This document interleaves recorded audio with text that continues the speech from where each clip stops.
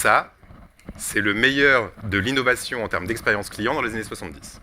Une grande surface. Tous les produits accessibles au même endroit, accessibles toute l'année et accessibles au meilleur prix. Ça, à côté, c'est le meilleur de l'innovation en termes d'expérience client aujourd'hui. Un magasin technologique, un magasin connecté, un lieu qui est non seulement un magasin, mais qui est aussi un lieu de vie et un lieu d'expérience. Entre les deux, il y a eu une révolution. La révolution de l'expérience client. Cette révolution, on la voit dans le secteur du retail, mais on la voit aussi dans d'autres secteurs. On la voit dans l'hôtellerie, on la voit dans la restauration, et on la voit même jusque dans vos bureaux. Pensez à vos bureaux aujourd'hui, ils n'ont pas ni la même tête que les bureaux des années 70, ni la même vocation.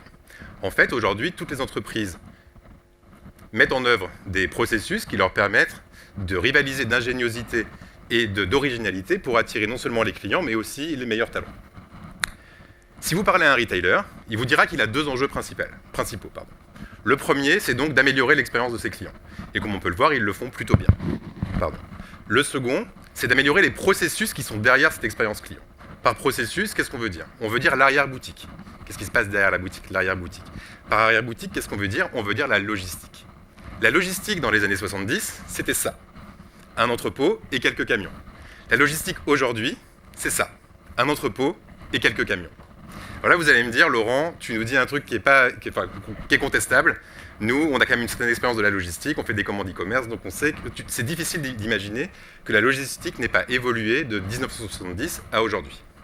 Vous allez me parler d'Amazon et du e-commerce qui est éminemment technologique. Vous allez me parler d'Exotech et des robots qui cherchent à automatiser les entrepôts, et ça aussi, c'est éminemment technologique. Vous allez me parler des grandes plateformes logistiques que vous voyez dans les périphéries des grandes villes, et vous allez me dire qu'elles ne peuvent pas être opérées sans technologie. Donc vous allez me dire en substance que l'entrepôt du XXIe siècle est différent de celui de 1970 et qu'il est digitalisé.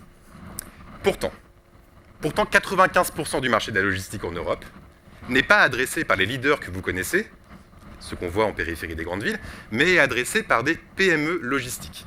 Il y a en Europe 35 000 entrepôts indépendants, donc 35 000 logisticiens, qui opèrent 95% du marché de la logistique.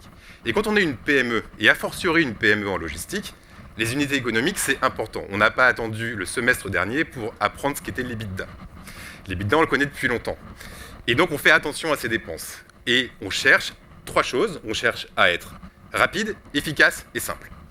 Pour un logisticien qui n'a pas de capacité d'investissement forte, la meilleure façon, le meilleur moyen d'être rapide, efficace et simple, c'est, je l'ai quelque part, c'est ça, un stylo. Un stylo, une feuille de papier et dans le meilleur des cas, un Excel partagé avec le client. C'est simple, c'est rapide, c'est efficace et ça a un mérite incroyable, c'est que c'est pas cher. Sauf que ça génère des erreurs qui sont aujourd'hui moins acceptées qu'elles ne l'étaient dans les années 70. C'est pour ça que Stokos propose aux logisticiens PME de passer de ça, le stylo, à ça, la technologie. Stokos, c'est une technologie adaptée aux logisticiens PME et qui répond non seulement à leurs besoins, qui répond à leurs attentes et à leurs contraintes. En fait, c'est un layer technologique, donc une couche technologique, au-dessus de l'infrastructure logistique et en dessous des attentes des clients. Parfait. Stokos, c'est une plateforme qui permet de visualiser ses stocks et d'orchestrer stockage et transport. Stokos, c'est une plateforme qui permet d'accéder à des stocks viables et justes. En fait, Stokos, c'est l'intégralité des processus logistiques 100% digitalisés. Aujourd'hui, notre objectif, c'est d'adresser ces 35 000 entrepôts indépendants et de vendre aux 35 000 entrepôts indépendants. Le hack derrière Stokos, la magie du système, c'est qu'aujourd'hui, pour utiliser la solution, les entrepôts ne payent rien. Ceux qui paient, ce sont ceux qui ont compris que la logistique était stratégique. Ceux qui ont compris que leur logistique avait un impact et que cet impact devait être mesuré pour être mieux contrôlé. Ceux qui ont compris que derrière l'expérience client, il y avait des processus qui devaient être aussi bons que l'expérience client. Ceux qui ont compris que la logistique, c'est non seulement une source de coût, mais c'est aussi une source de croissance. Ceux qui paient aujourd'hui pour la solution Stokos, ce sont les clients des logisticiens. 200 retailers industriels, chaînes d'hôtels, chaînes de restaurants, qui aujourd'hui paient Stokos chaque mois pour que leurs logisticiens soient équipés de la solution Stokos pour une logistique plus efficace. La vision de Stokos, c'est donc d'adresser ces 35 000 entrepôts indépendants et de commercialiser notre tech auprès d'eux. Pour le faire, il va falloir qu'on mette tous les avantages du stylo et toute l'intelligence de celui qui tient le stylo dans l'entrepôt, à savoir le logisticien, dans notre techno. Et ça, on va le faire parce qu'on estime que c'est quelque chose qui est important, qui est nécessaire pour continuer à digitaliser les flux, qui a un impact qui va être fort, quelque chose qui est attendu par les clients, mais aussi quelque chose qui est attendu par les logisticiens. Aujourd'hui, les logisticiens ne demandent qu'une chose, c'est d'avoir accès à une technologie qui soit simple, efficace, rapide et abordable. Merci.